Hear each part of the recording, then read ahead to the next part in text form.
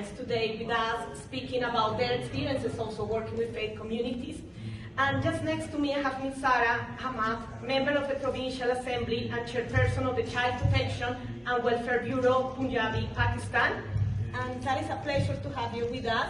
And the question for the government is how it has been the experience you have had working with faith communities, and what do you think is the added value of working with faith communities in the work of ending violence against children? Thank you so much for inviting me to this very meaningful discussion on the role of faith communities in ending violence. Thank you, Arigato International. So first I'll start with some examples.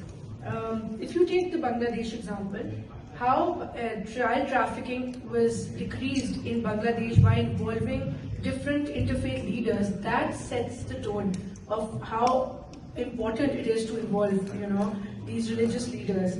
USAID funded that program. The imams began to incorporate messages in their Friday sermons in Bangladesh, and then this expanded to more than 1,600 imams taking part in 20 districts of Bangladesh, and then there was a decrease in child trafficking. Similarly, in Mauritania, where corporal punishment was very common, what happened was the imams and the religious leaders and UNICEF, they carried out a survey and they involved the Quran, and then corporal punishment is prohibited in Quran. So they used that as, the sheikhs I was mentioning, they used religion for their benefit.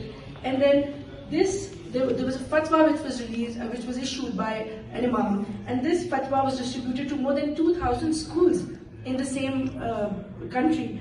And then there was again a decrease in corporal punishment there. These are success stories from which we can learn. I'll give you an example of my own country, Pakistan, where polio was rampant.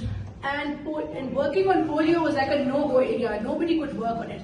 But when this thing was explored, that why not involve interfaith leaders? And then we saw that now the cases have decreased to 1 or 2 cases per year, which are reported in Pakistan. So these are some success stories. Now I'll move on to what I am doing at the Child Protection Welfare Bureau. We have formed a Child Protection Committee in the entire province, in all districts. This includes interfaith leaders and all line departments and CSOs for an effective case management system. What happens is cases are reported through these committees, and then we rescue the victim, the child, whether it's a child beggar, because that's very common also in our country, or whether it's an abuse victim or a sexual abuse victim. So this is how we're using the power of interfaith leaders. We've involved them in our committees. Whether there's a representative of the Christian community, Muslim community, and Hindu community, right? And also the Sikh community.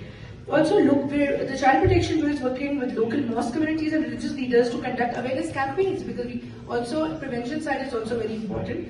So we've involved them to solve the issue of child labor, which is very common in Punjab, child trafficking. So we've also encouraged imams to use Friday sermons, for positive parenting also, because of course the male members of the family, they go there for Friday prayers, so to give them positive teachings, we've also encouraged that. Lastly, I would mention that there are around 900 mosques and shrines alone in the province of Punjab, where I'm heading the Child Protection Bureau. So what we are doing is, this is the latest initiative that we've taken with Search for Justice. Iftikhar Mubarak, who heads the Search for Justice, is sitting right here.